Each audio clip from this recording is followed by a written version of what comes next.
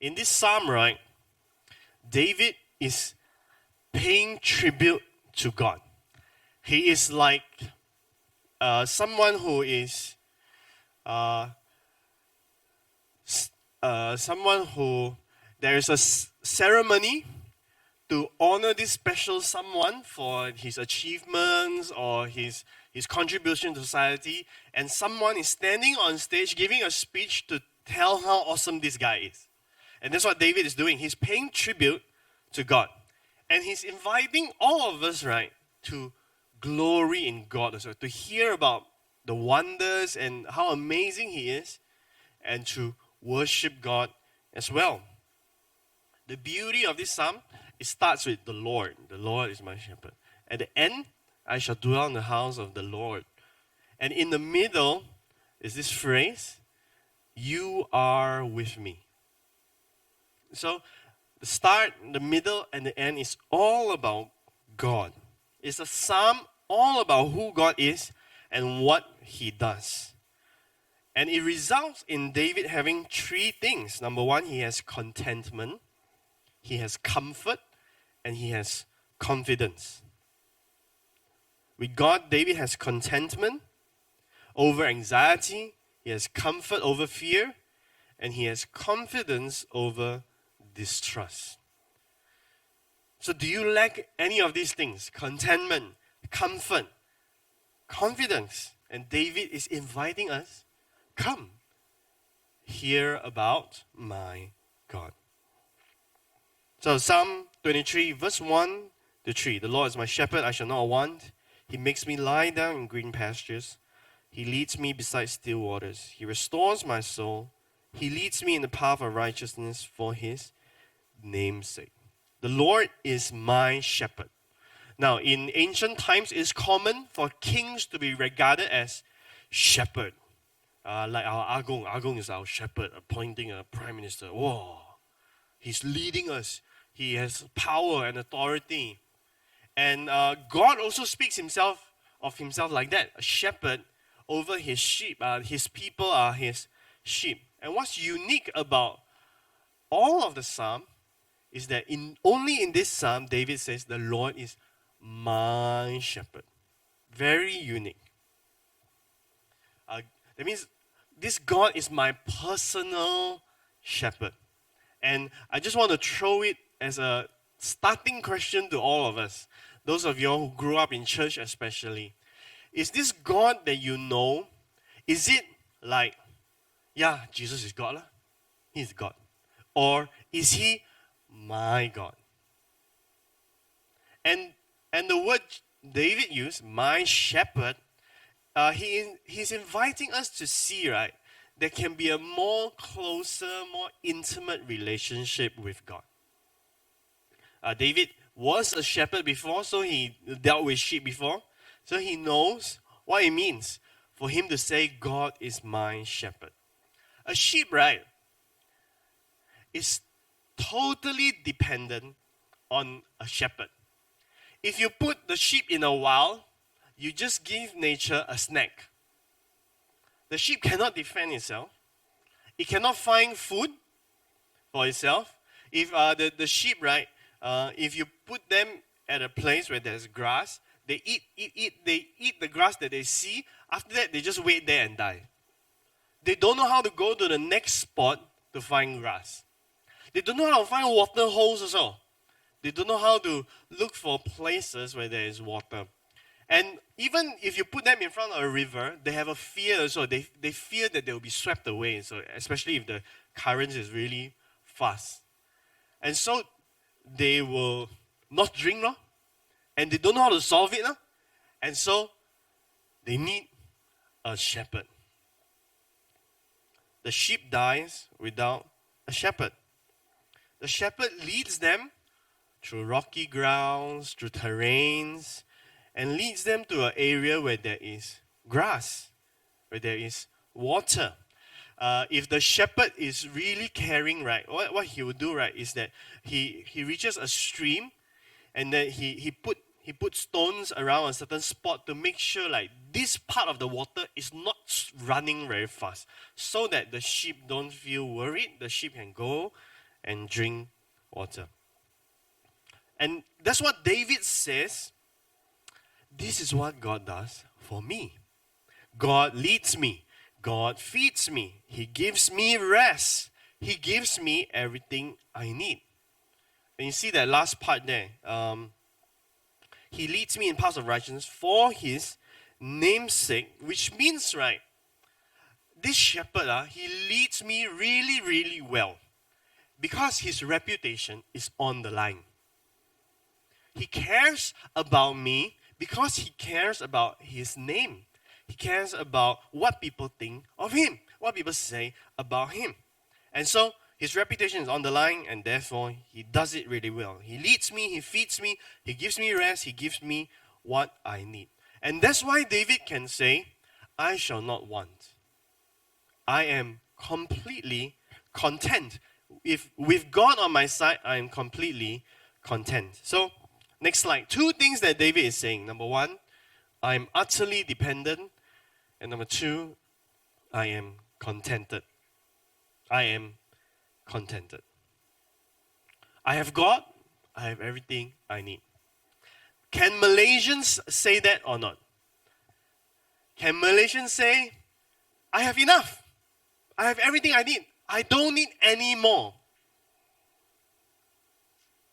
Or are we saying, it'd be nice if I have certain extra things. It'd be nice if I have certain extra financial stability. Of course, the question is how much is enough, right? I tell you all, I don't know about the generation before. I thought about the Chinese. The Chinese escaped China because of what? Because of what? What do you say? Because of communism. They were escaping hunger, basically. The government did so poorly, right, that the people were starving. And so these Chinese, they escaped. Some of them go to 美国, right, the land of gold, the beautiful country. Some of them come here to survive. And we grew up, right, even the Indians also come. I don't know why they come. They come because of the British. The British bring them, right, yeah. And because we don't have the Bumi Putra status, right, we have to work extra hard to earn a living.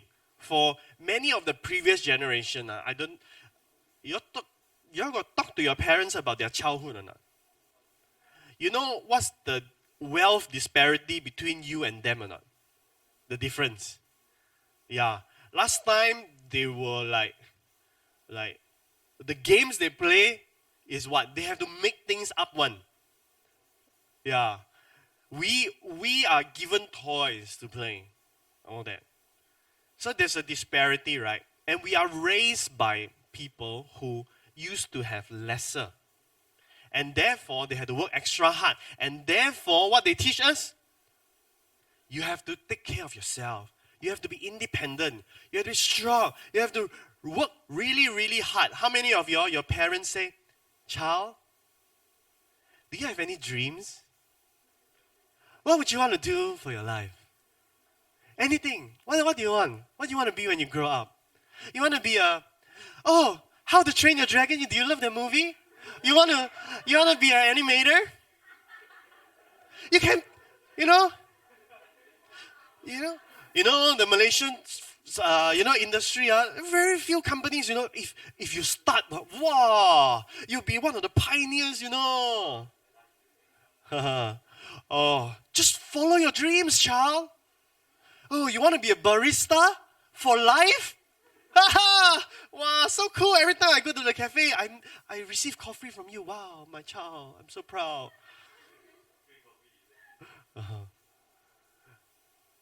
Or what? What did they say? You need to study to be a doctor. You study to be a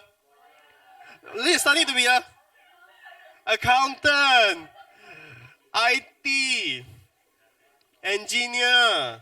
By the way, among all those, choose engineer because it's the you work less hours compared to the rest. Accountant, the designer, the lawyer, comparing. Yeah. And if you're really smart, you'll be the engineer that end up doing sales. Aha. Yeah. Then you're more chill. I know a friend, that's why. So you have to what? Forget your dreams, man. You live you know our economy is better now. You know, you're not like last time, you're not poor like last time, but you must make sure you stay that way because you don't know what will happen in the future. You don't know whether another racial riot will happen. You don't know all these. You don't know lah. You don't know what happened to our country. If you study hard, you can go overseas. Safer, more secure. The lifestyle is better. The culture is better.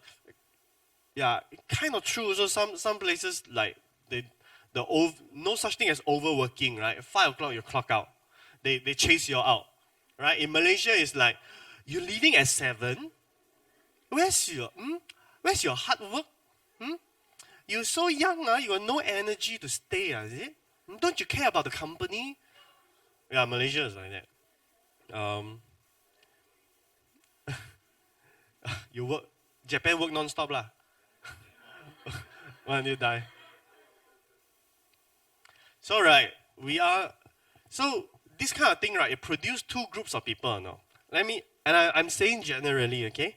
But some of y'all, siapa yang termakan cili, dia yang terasa pedas, some of y'all don't know BM, If you eat the chili, you will feel the spice, right? Okay, so like this. So 2 groups of people. There's one group of people, right? You're very anxious. You study, right? You study like mad.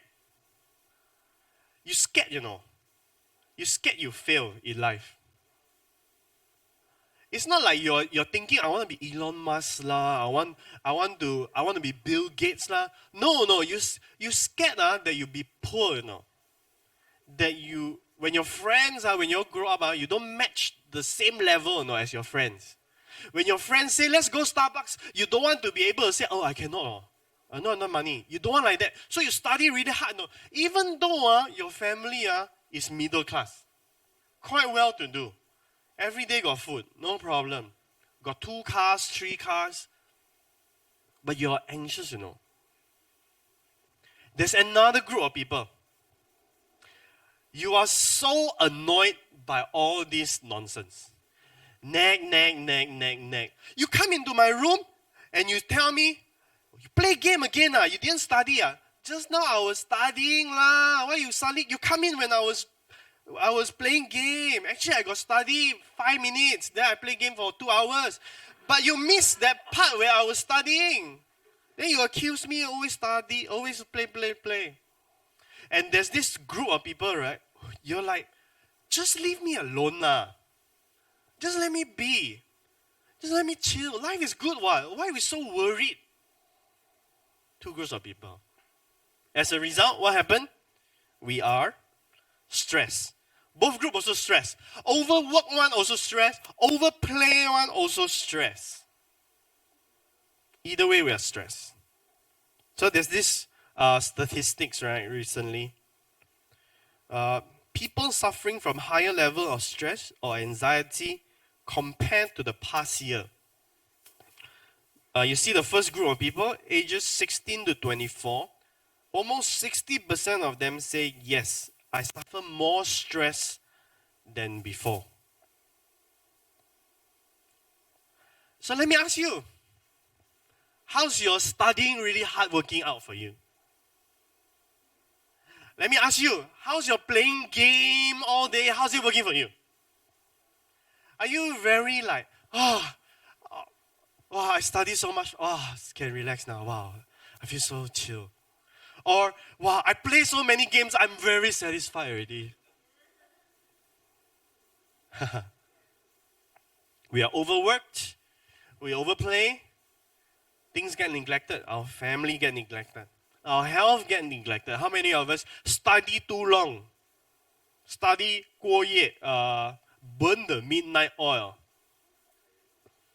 How many of you burn the midnight oil playing game. Right? Sleep deprived. Stress, sleep deprived, it leads to many, many diseases.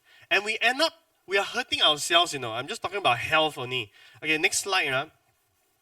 There's this thing called the cast sheep. So cute, huh? So cute, huh? Oh, so cute. This cast sheep, right? This happens when a sheep eats too much or the wool is too thick. He cannot stand straight and he flips over completely. He lies down on his back completely. He cannot get up on his own. Yeah, like he cannot maneuver. He's just stuck, unless he got help. And if nobody helps him, what happens is, right, there's a poisonous gas that builds within him. His fart, his fart builds and builds and builds, and it becomes so poisonous, right, that he dies. Have you ever heard of someone dying from fart? That guy will. Under the hot sun, a few hours only, he will die. Funny, huh? Doesn't it sound like us? We do things too much, overindulge. Either food lah, game lah, work lah, or we collect too many things. As a result, we neglect our physical health, we neglect our spiritual health, we neglect relationships, and we're causing harm to ourselves. And David invites us, you see, I have this shepherd who gives me everything I need, and I am contented. My soul is restored, He's inviting you, come and follow this shepherd lah. This shepherd who gives you everything you need. If you are okay with everything you need, if you're okay with just enough, the Chinese New Year greeting, 年年有余. Oh, some of you don't know Mandarin also. Every year got extra, not fish lah, yu. Yeah, I know they serve fish. It's a symbol. Every year got extra. 年年有余,多余. Not the yu, embarrass you. Every year got extra. What if this God that you follow, right, tells you, every year you have enough? Can or not? Can Malaysians deal with it or not?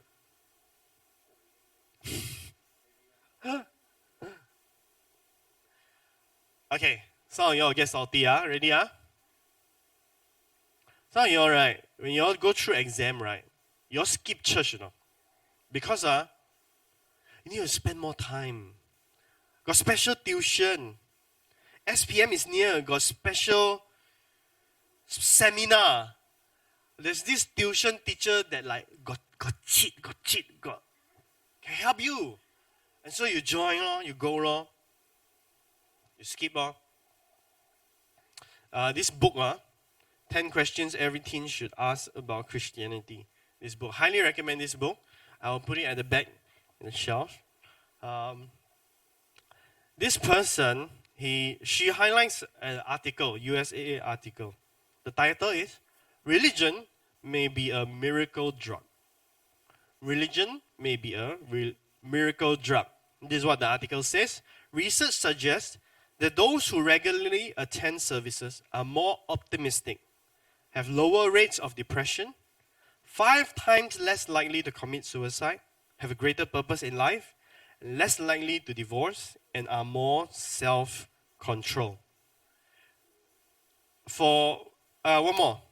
This one is the atheist, they say one. He's a psychologist. Surveys have long shown that religious believers in the United States, and most of them are Christian, are happier, healthier, long-lived, more generous to charity and to each other than are secular people. There's something about following this God, right? Coming together in community, sitting under God's word, worshiping this God, trying to follow this God every day. There's something about this rhythm in life that keeps people healthy, It's no wonder David says, He restores my soul. So something for you to consider. When you're overworking or overplaying and you end up skipping taking care of your spiritual health, you end up losing a miracle drug, something that actually benefits you. Psalm 19 verse 7 says, the law of the Lord is perfect, refreshing the soul. John 6:63, the words I have spoken to you are spirit and life. David is saying, follow the shepherd, you will find contentment. Follow the shepherd, you will find life. Next one, in God, David finds comfort. Now, the comfort we are hoping for, right, is different from the one David is describing. The one that we are hoping for, next slide, is like we want a holiday by the beach, We imagine, right, like there's a bed, there's a very comfortable bed, and the beach is just there, looking across over the sea. And then there's a side table, right? There's like got a lot of fruits. And then there's a cocktail drink. And then you're lying down on the bed, right? And someone's massaging you. Wow! And someone's massaging you, but you're watching Netflix at the same time. Wow! Comfort. This is the dream we want, no? Or we want to be like Scrooge McDuck, right? We just swimming in an ocean of money, wealth. Some of you all just say, I don't care about a lot of money one. I don't care about holiday one. Just give me my phone. And just give me internet. And I'll be happy already. It's all the comfort I need in life. Some people say that. I heard that before. Now, let me tell you. You know it's not that simple, right? When you say, just give me my phone and just give me my internet. You know what you're saying, right? Dear parents, give me a room. Give me aircon. Don't ask me to study. Don't ask me to go to school. Don't ask me to work. Give me my phone. Make sure you pay for the internet so that I can keep on having internet. Oh, send me food. Oh, of course, you have to work lah. You have to work so that I can get my phone and internet. Right? When you say, I just need these two things to survive lah. These two things come from where? What you're asking for? You're asking for what? Someone to take care of me forever. Forever. I want to give this illustration. About 10 years ago, right, I did this survey, with my youth group. And then I asked boys and I asked girls. I asked them, in 10 years' time, what do you wish to have? Write it down. So they all write a list, what they want to have. Guys and girls, Let me ask you, you want to guess the guys and girls different or same? It's a bit different. There's one thing both guys and girls have. And one thing all of them have together. They say, in the future, there's one thing I want. I want a rich spouse.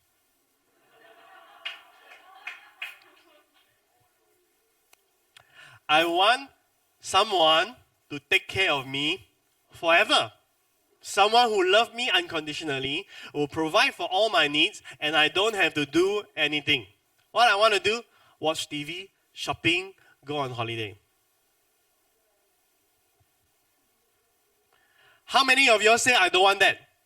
No, I don't want to marry a rich guy. No, gosh, no.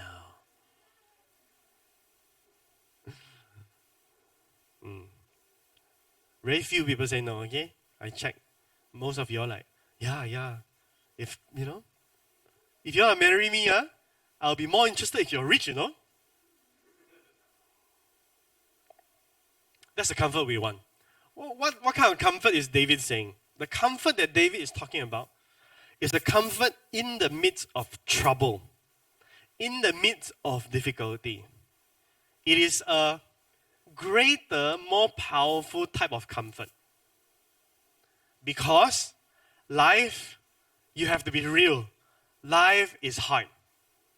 There are a lot of rich guys in Malaysia. How many of them will marry you? Unless you're very pretty until the next pretty girl come.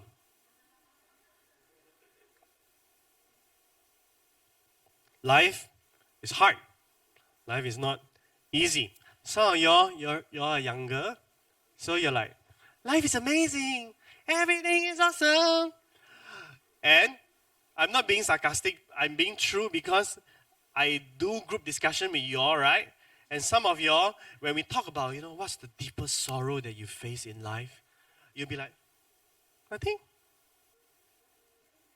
Everything is okay. Some of y'all, as you all grow older, you all face more challenges. More sorrow come your way because there are more things that you want. And there are more disappointment that come your way. Actually, you want comfort. You want comfort in times of trouble. That's why we go to our next part. Psalms 23, 4-5. Even though I walk through the valley of the shadow of death, I will fear no evil. You are with me. Your rod and your staff, they comfort me. You prepare a table before me. In the presence of my enemies, you anoint my head with oil. My cups overflows. Some people imagine David writing this when he was a shepherd, a teenager in the field, playing his harp while the sheep is eating grass. And it's like, what song should I write about my God? Some people imagine that David wrote this when he was really old. He fought all his wars already. His kingdom is settled already. He has all his wives and all his wealth. And he's just lying by his bed, someone is feeding him fruits and wine. And he's like enjoying it. That's why he can say, wow, the Lord take care of me so well. I think, most likely, David is writing this psalm in the valley of the shadow of death, where there's evil and where there's enemies. His life is being threatened. I give you two hints. First three verses, right? David is talking about this is what God does. He's drawing based on past experience. This is who God is based on my past experience of Him. The last verse, he's talking about the future. I will dwell in the house of the Lord all the days of my life. In the middle, he's saying what? Even though I walk through the valley of the shadow of death, you are with me. You are with me. And the second hint is that the first part, he was talking about He leads me beside still waters. The bottom part, I will dwell in the house of the Lord all the days of my life, right? But here, he turns his prayer and he says, You are with me. He's praying now. So just now he was giving a tribute. He was telling the world, this is how my God is amazing. And then he turns to God and says, You are with me. So David is in the valley. David is talking to God in the valley. Life was hard for King David. Many times his king wanted to kill him. The Philistines, the enemy, his best friend died. His child that he had with Bathsheba died. His favorite son rebelled against him, wanted to kill him. Did horrible things. David had to flee for his life. We have enemies. Okay, we have physical diseases, mental illness. We have tragedies. We have evil men. We have bad politicians, corrupt politicians. But if all these things don't trouble you, you got two enemies. You have the devil and you have death. Everybody will face the devil. Everybody will face death. Life is hard. Life on earth is hard. And so when David say, right, I will fear no evil. Some people say, if you're fast enough, right, you will say, I'd rather not have evil in the first place. Why must evil exist? I don't even want to think about it. Don't tell me to fear or not fear evil. I just don't want to.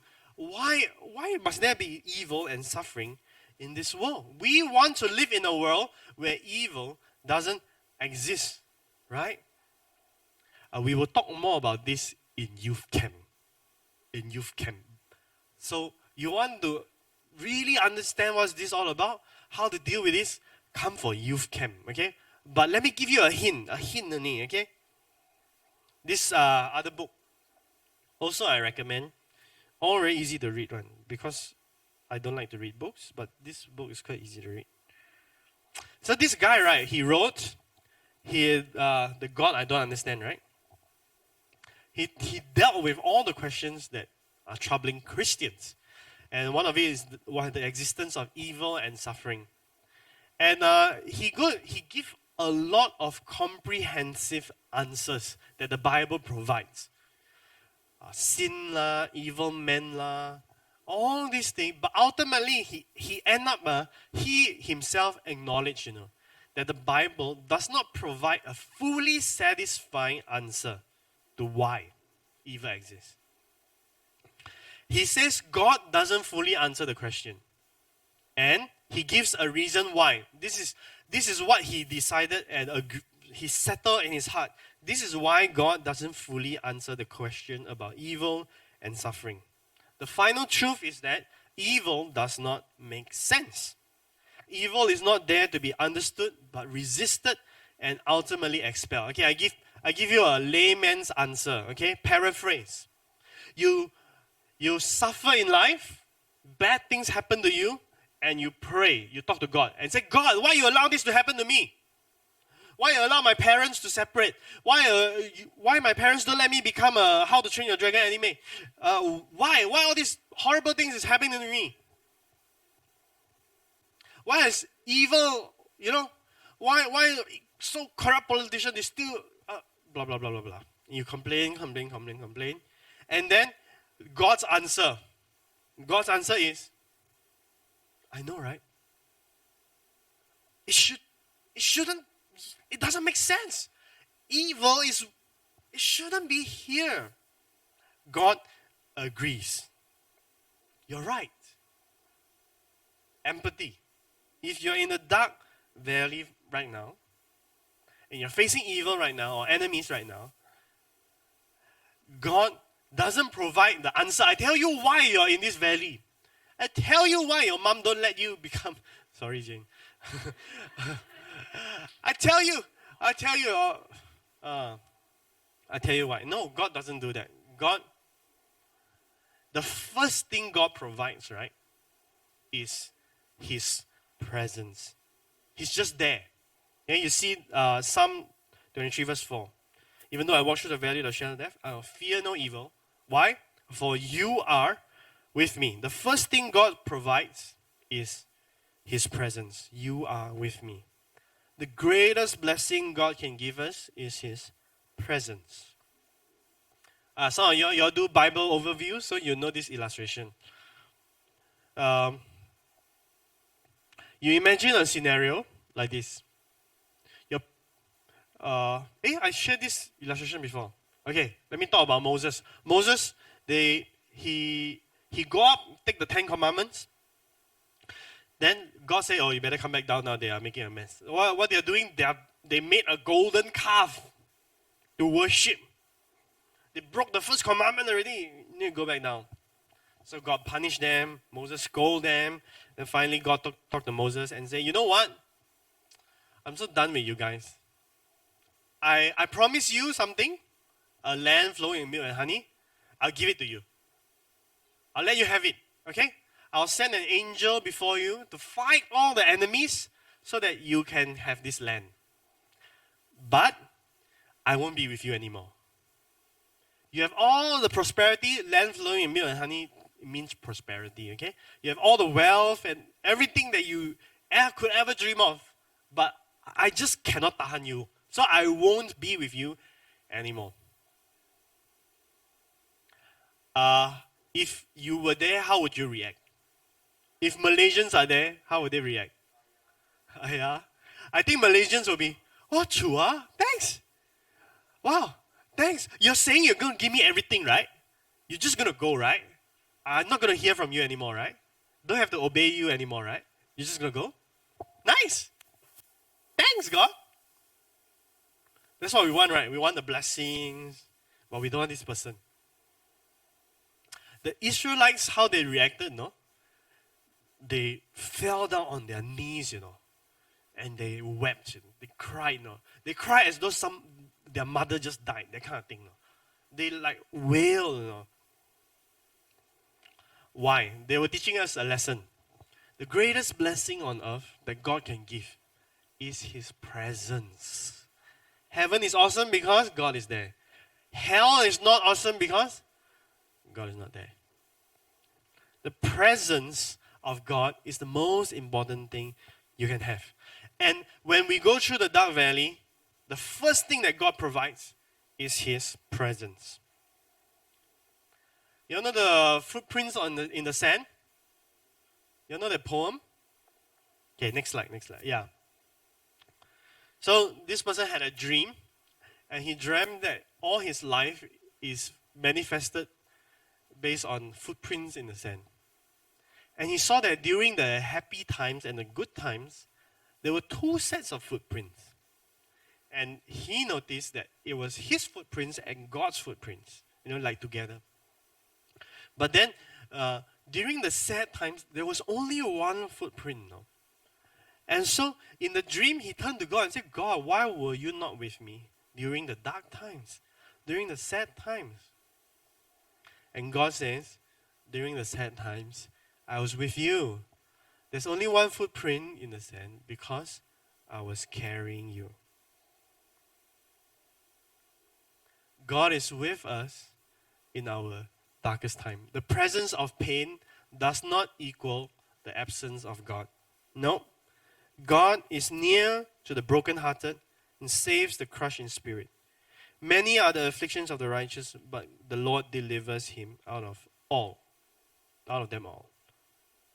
Through the valley, the trustworthy shepherd stays with the sheep. Okay, now I have to speed up already. Then he said, your rod and your staff, they comfort me. The rod, right, the shepherd uses to fight enemies. Okay? The staff is used to guide the sheep, pull the sheep, push the sheep, direct the sheep where to go. Your rod and your staff, they comfort me. David didn't say your rod and your staff, they embolden me. Interesting, huh? In the face of evil, give me courage to fight. No war. You know why? Because sheep don't need courage to fight their enemies. Listen, the sheep cannot defend himself. Okay? It's not like, okay, got a shepherd very strong, got a rod and staff. Got a shepherd like King David can fight lion and bear. Whoa! Now, because I have this kind of shepherd, I as a sheep, also I fight. Cannot. Remember, when they roll on their back, they cannot get up. They can't fight. The sheep don't need courage to fight. The sheep only need courage to trust the shepherd. So it's like that. Eating grass in the dark valley. Go wolf. Woo, woo. Very scary. The wolf is haunting us, coming. I look up. I look for the wolf. Where's the wolf? Where's the wolf? Then I see my shepherd. I keep eating. That's what we're supposed to do. That's what David says. And it's amazing because David is not a weak man, David fought lions, David threw a stone so fast that a guy died immediately, The song that they sing, King Saul killed 1,000 men. King David killed 10,000 men, He's a warrior, But here in the psalm, he says, I just need comfort in my Savior and I keep eating. The shepherd fights for the sheep. The rod represents God fighting for us. He says, I will fight for you. I will fight for your enemy. I will fight against your enemies. And one day I will destroy all of them completely. I will make a place, where there are no evil and no enemies. I will do it with my rod. my staff. I will lead you. I will lead you in the darkest times. I will lead you every step that you take. I will guide you. I will make sure you won't fall beyond rescue. This is not your final destination. You are walking through the valley because I am guiding you. It's only part of the journey. So in the valley, God is the trustworthy shepherd. In the valley, God is the powerful friend. Next one. Oh, I have to rush. Okay, you prepare a table before me in the presence of my enemies. You anoint my head with oil. My cup overflows. So in this verse, David describes God as a powerful friend who welcomes him into his home. And by extension, his protection. Okay? The table signifies a victory celebration. It's like this. Your enemies are coming.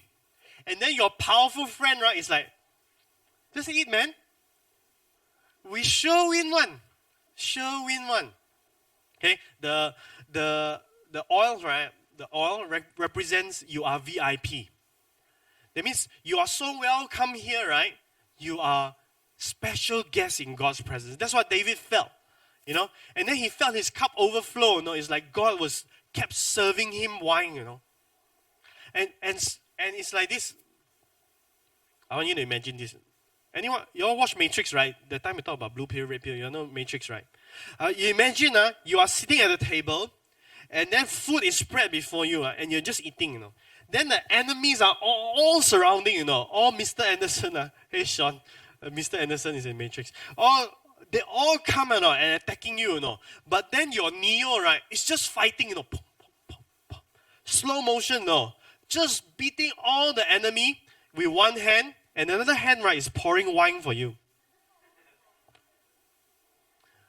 And David, right, he is in this dark valley, right? He's imagining what God has done for him in the past. God, you are so faithful. You're so amazing.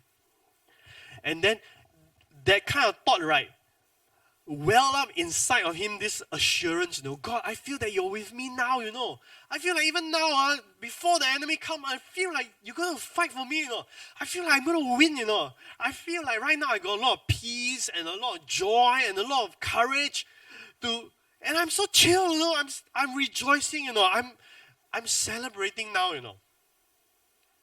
How crazy is that? David said, that's what my God provides for me. Next slide. I'll tell you this story. This Major Jeff Strucker. You can read. You can watch his testimony on YouTube also. Liberty University. There was a mission. Supposed to be 30 minutes. He's supposed to just go and fetch people back, The enemy found out where they were. The enemy attacked. Boom, boom, boom, boom. His captain sent him out to go and rescue people. So he go and pick people up. When he go and pick people up, all the ammunition, pop, pop, pop, pop, pop, pop, pop. One of his men died. He reached back to base. The captain said, you have to go out again. You have to go out again because there are more people you need to rescue. Before you go, the blood of your friend that just died, please make sure you wash it away. Because if people come in and sit in a bloody seat, they will get trauma. So please wash it before you go out again. He parked somewhere, no running water in war zone. He starts to use sponge and cloth and wipe. As he wiping, he feel this tremendous fear. You imagine you're wiping the blood of someone who just died. So he's just so scared, and he remembers the situation that he just went through, and he just said, I'm going to die, I'm going to die, I'm going to die. And all the men that go with me, they are all going to die. We're going to die, we're going to die, we're going to die. Suddenly he remembered a story he read a few days ago. It was a story of Jesus in the Garden of Gethsemane. Before Jesus went to the cross, he was in the garden, he was praying. And Jesus, right, all the pain, right, that he will face, he knows, all the separation from God, all the physical pain that he will endure, he knows, and he prays, if it's possible, please take this cup away from me. It's like, I don't want to do this. God, I don't want to do this. Then he says, but Not my will, but yours be done. I really don't want, but God, if you ask me to, I will go. Suddenly, right, he felt Jesus whispering in his ear. No? It's like Jesus whispering in his ear, not my will, but yours be done. And suddenly he has this thought,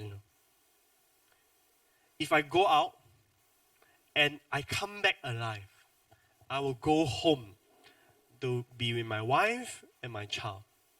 I'll be home. If I go out and I get shot and killed, I will go home to be with my God. Either way, I go home. Whether I live or I die, I go home. And suddenly, peace. No more anxiety. No more fear. Suddenly, peace. He went through, does his mission. The next day, after the mission was over, he woke up, opened his door. Men were lining up outside his door. They all wanted to ask him, what happened yesterday? Why you were so peaceful? You had this thing that I didn't have, this calm, this steadiness. How did you get that? For the next whole day, 24 hours, he was sharing the gospel with them. There's this Jesus, this Prince of Peace. When I thought about where I was going to be even if I die, I'll be safe and secure. It gave me tremendous calm and courage to go into a war zone. That's a picture of what it means to have a table prepared before you in the presence of your enemy. If you're a Christian, listen. You have a lot of things prepared before you in the presence of your enemies. You have a lot of resources you need to survive. It's like you imagine yourself in a game, okay? And you know that your enemies are attacking you all over, it's coming already. But on the table, you got a lot of weapons. You got a lot of level ups. You got a lot of power. You got a lot of healing. Whatever, you got everything you need, right, to stay alive. You are invincible, And for the Christian, we have everything that we need. We have the promises of God. We have the presence of the Holy Spirit. We have the peace of God. We have the fellowship of the saints. We have, if you don't know what you have, during tough times, you need to come for camp. Because, seriously, if you've been listening, in youth service, if you've been listening, you have resources, in your heart, in your mind, to go through tough times. 真的. That's why David could say, I will fear no evil. In the midst of my enemies, I experience comfort. God does not promise that we won't face difficulty. He promised He'll be there. And He will deal with it. He'll be there fighting for us, guiding us, protecting us, providing for us. Last verse. Yeah! Exciting. Okay. I can do it. In 10 more minutes, I can do it.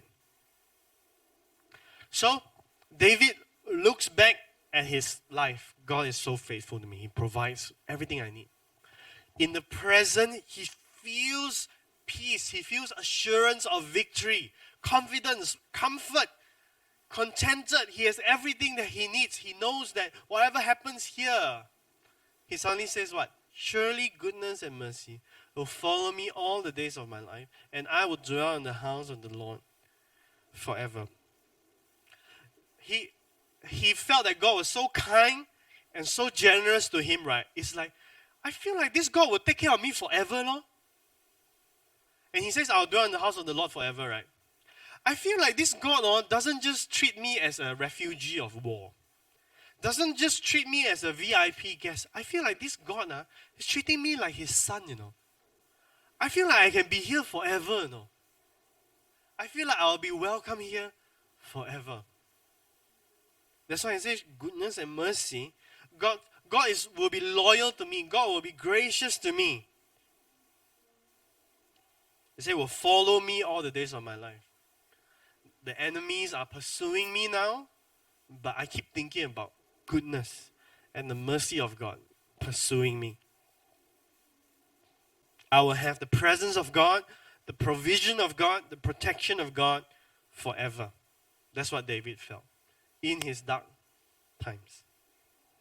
So, how can you have this confidence?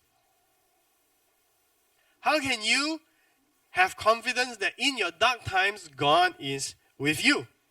That you sense this peace, you have everything that you need to deal with it. Maybe you're saying, I don't have experiences like David, no? Fighting lions, fighting bear, killing Goliath. I don't have that kind of experience. I don't feel him in my dark times. I want contentment. I want comfort. I want confidence. I want to trust God as my shepherd. I want to trust God as my friend. How do I get this God as my shepherd, as my friend? How do I get that? How did David get it? Do you all know? In the Psalm, what does it say? What did David do in the Psalm? Can you see? I cannot see because it's all about what God did, right? It's all about what God does, right? David is what? He's just feeling only. I shall not be in want. I will fear no evil. I will dwell in the house of the Lord. He's just recipient now.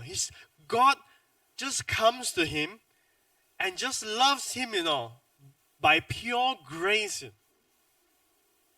By pure grace. I give you my love, my protection. I give you my comfort. All by grace. There's nothing David could have done to earn God's love, earn God's loyalty. God graciously gives, generously gives to David. God is a generous giver. All we like sheep have gone astray. Each of us has turned to our own wicked way. All of us, right? We don't deserve this kind of love. All of us want rich spouse, right? To take care of us and love us. But then, right, we cheat on this spouse. We don't listen to what this spouse wants us to do. We just do everything the opposite. But we still expect this spouse to take care of us. Right? How long will your rich spouse bear with you and love you? When will he take away the credit card? When will he take away the car? When will he chase you out of the house? You don't deserve. We don't deserve this God who gives us graciously and generously and lavishly. Because we constantly reject him. We constantly push him away. All we like sheep have gone astray. Each of us have gone to his own way. But the Lord has laid upon him the iniquity of us all. All our sins were laid upon him. Who's that him?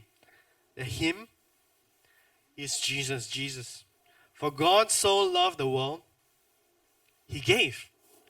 We were sheep gone astray. God gave. Who did he give? His only Son, that whosoever believes in him shall not perish but have everlasting life. What do you need to believe about Jesus? Two things. Number one, you have to believe that he is the good shepherd. Jesus said in John 10, I am the good shepherd who lays down his life for the sheep. And you have to believe that Jesus is a good friend who loves to host party. You know Jesus, when he was alive on earth, all those years ago, he threw parties, his first miracle, you all know, is where? Yeah, he turned water into wine. At a wedding, This wine was stronger than the previous wine. When Jesus called Matthew to follow him, they went to Matthew's house and threw a party.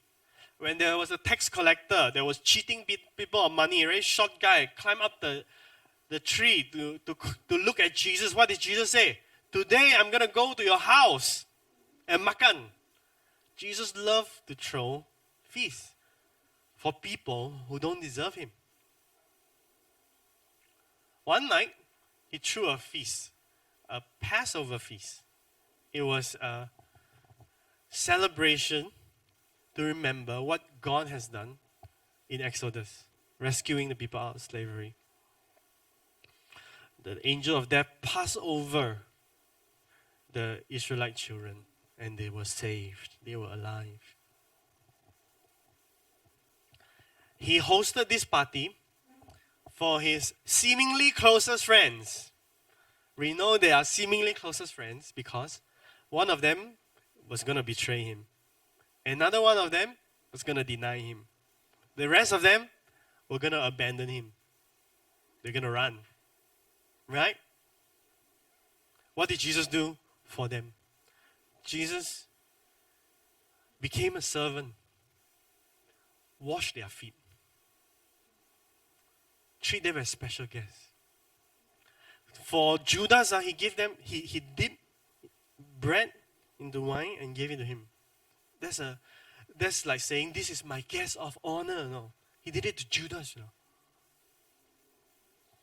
Then he broke bread. He shared with everybody. Then he said, this is my body broken for you. Took the wine, he shared it with everybody. Then he said, this is the blood. This is the cup of the new covenant. My blood, shared for the forgiveness of many. What Jesus was talking about, he was talking about what he was going to do on the cross. Right? That on the cross, Jesus shed his blood, gave his life, laid down his life for the sheep, shed his blood for the forgiveness of sins for many. Jesus, on the cross, he drank the cup of God's anger towards sinners, towards sin, towards evil. He drank the cup of wrath so that he serves us the cup of forgiveness, abundance of forgiveness for our sins.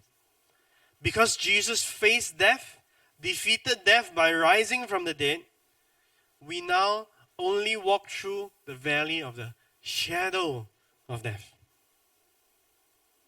Because Jesus ate with his enemies, we now can have a table of victory celebration party in the presence of our enemies. In fact, our greatest enemy, the devil and death, is defeated enemy. The devil will lose in the end.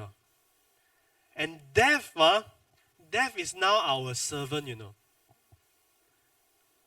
If for those who believe in Jesus, when we die, right, death is the usher at the door, to welcome us to God's party. This way, please. Enter into the presence of God. That's what God did to our enemy. Yeah, gonna close.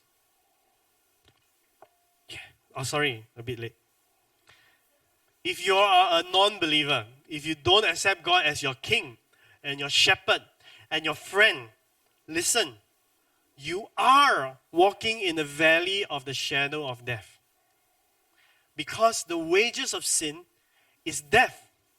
And if you don't escape it, death comes upon you and death takes you out completely.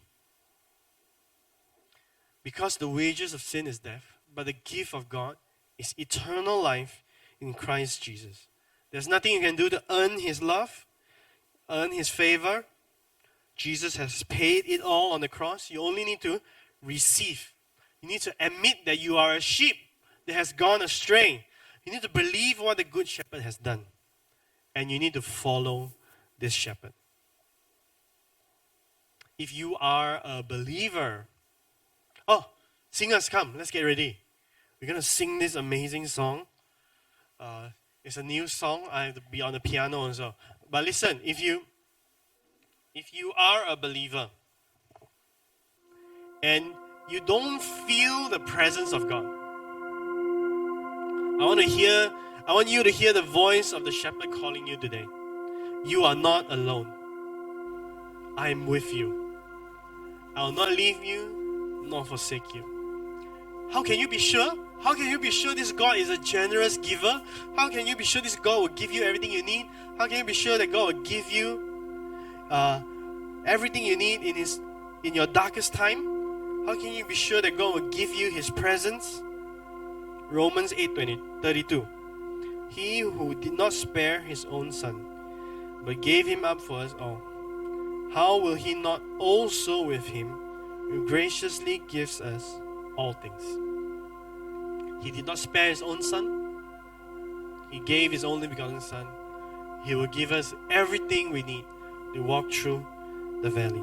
And one day, you will walk out of that valley of the shadow of death. For the Lamb in the midst of the throne will be their shepherd, and He will guide them to springs of living water, and God will wipe away every tear from their eyes. Are you in pain? Are you going through tough times? Are you discontented, overly anxious, stressed out because you don't get what you need? You need to come to the shepherd. You need to find restoration of life in Him. So I'm going to ask you, all eyes closed and all head bowed.